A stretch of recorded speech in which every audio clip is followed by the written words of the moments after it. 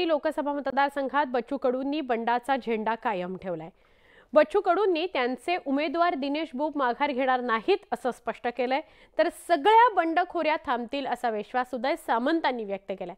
दुसरीकडे आमदार रवी राणांनी पुन्हा बच्चू कडूंवर तोफ डागली। बच्चू कडू अमेरिकेत बसूनही भारतावर लक्ष ठेवू शकतात अशी खिल्ली रवी राणांनी उडवली।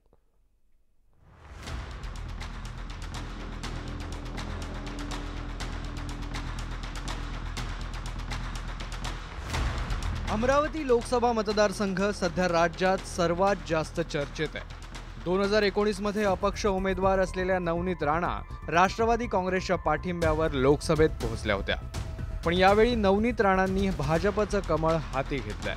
मात्र महायुतीतील बच्चू कडू यांनाही त्यांच्या पक्षासाठी याच मतदारसंघातून उमेदवारी हवी होती।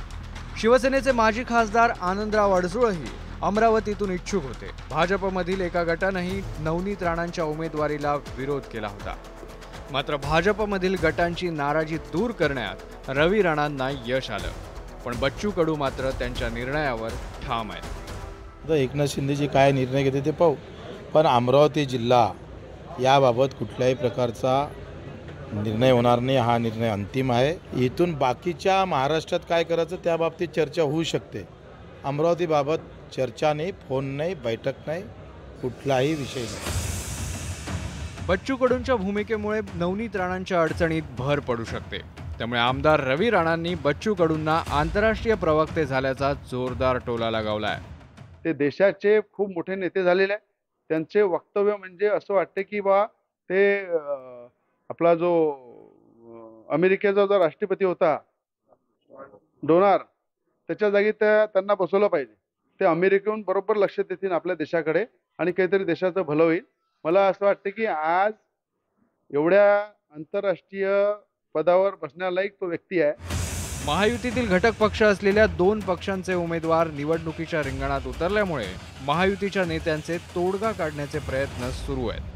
बच्चू कडू यांना भरभरून निधी दिला तुम्ही आणि मुख्यमंत्री राज्यमंत्री पदाचा दर्जा दिला आणि आता ते बंडखोरी करताय महायुतीच्या उमेदवाराची। मला असं वाटतं की ही इनिशियल स्टेज आहे जो तिकीट वाटपाची आणि तिकीट जाहीर झालेली।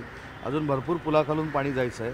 अनेक संकेत तुमच्यापर्यंत अजून पोचायचे आहेत, अनेक संदेश पोचायचे आहेत, अनेक कार्यवाही पोचायच्या आहेत आणि त्या पक्षांतर्गत कारवाया ज्या आहेत, जे तिकीट जाहीर होण्याच्या असतात, त्या झाल्यानंतर 48 जागा जाहीर झाल्यानंतर ह्या सगळ्या बंडखोऱ्या क्षमतील याची खात्री आहे।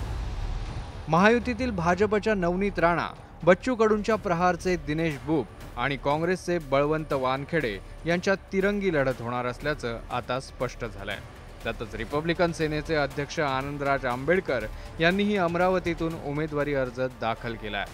या सगळ्या राजकीय घडामोडींमुळे अमरावती लोकसभा मतदारसंघातील निवडणूक अत्यंत चुरशीची झाली आहे। Bureau report, news 18 Lokmat.